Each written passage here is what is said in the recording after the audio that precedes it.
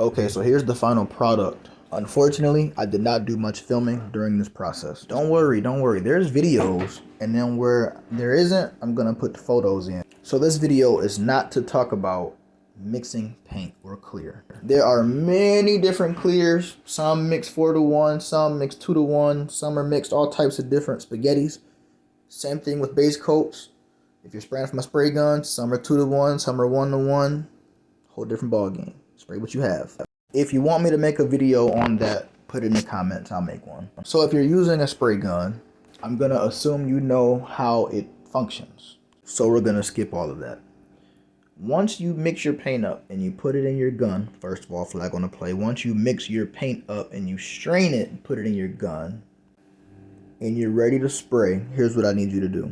Take a microfiber towel, an alcohol or wax and grease remover, and clean your panels off. Let that dry, flash off, whatever you want to call it, and then you're going to come back with a tack cloth.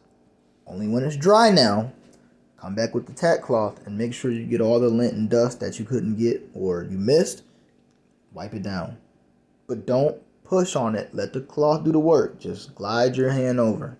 Once those two things are done, I take the spray gun and I just pull the trigger enough for air just to make sure whatever I missed with the tack cloth is blown off.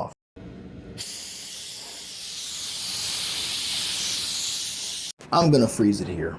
As you see, this is my first coat of base, so you don't want to put this on too wet. You will create runs, meaning you have to sand it back down, start over. So your first coat, you want to do a light or a medium coat. It's okay if it's shy and you can see through because you're going to follow that back up with 1 or 2 more coats. Okay, so here's where it gets tricky. As a painter, you need to be able to pivot and adjust in any situation or circumstance.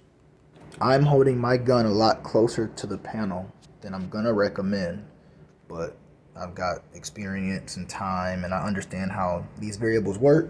So for me, this is what I do, but I'm going to give you the textbook. You want to hold the gun 6 to 10 inches away from the panel you're spraying. How do I know what 6 to 10 inches looks like? I want you to hold your hand out in front of you. All 5 fingers out. Palm up. And I want you to close just your index, middle, and ring finger. That distance between your pinky and thumb is how far you want to keep your gun away from the panel.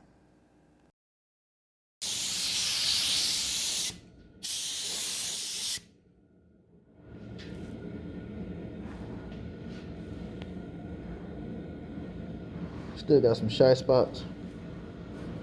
Alright, I'm going to put the camera down. I just wanted to show you that part. Yes, the clip you just watched is one of the videos that I showed the customer. I also recommend getting your edges first. You can paint however you like now, but I recommend getting the edges first because if you put 2 coats on around the whole thing and then you paint the top piece and you get it how you like it, you're done.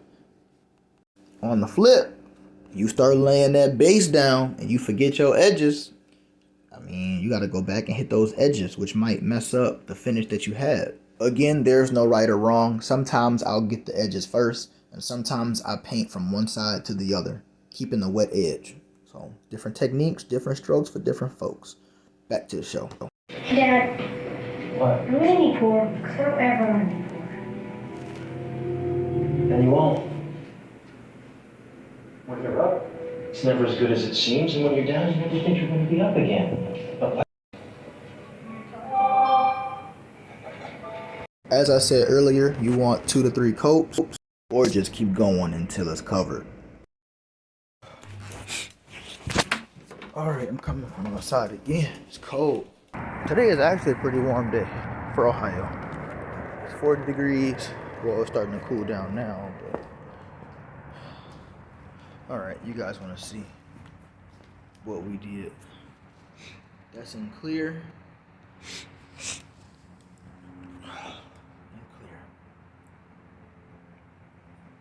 Out of a home garage. Okay, these parts are in base and clear coat. I did not record any footage of clear coat because this is a customer part and I'm on a time schedule. But the technique you use to apply the base can also be used to apply clear. But we're still not finished. We're gonna let it dry and cure. Those are 2 different things, dry and cure. And after that, we're gonna sand it, and then we're gonna compound, then we're gonna polish, and then we are done.